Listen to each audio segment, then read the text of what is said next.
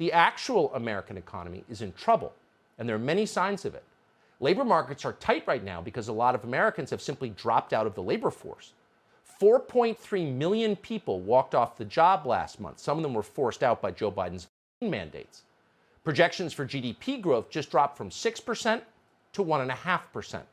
Small businesses across the country are dying. And maybe most ominous of all, inflation is here.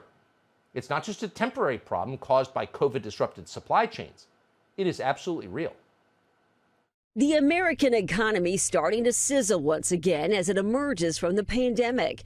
And workers' paychecks are too, with businesses practically begging for help. But there's a flip side to all the raises, and that's inflation. Prices rising at the fastest rate since 2008. Everything from washing machines up almost 30% to furniture up 11% and television sets up 8%. So it's happening throughout the economy. It's not just washing machines and television sets, consumer electronics. It's everything, including the big things. Try to buy a house.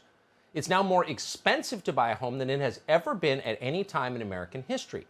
The median existing home price last year was $310,000. It's now over $356,000, and a lot more in the zip codes you might want to live in. Part of the reason is the cost of building materials. They're completely out of control. Last October, lumber went for about $580 per thousand board feet. As of last week, it was $712. Last August, used cars, which you might need, were selling for an average price of $21,000. This August, a year later, they were almost $28,000. Same car, $7,000 more.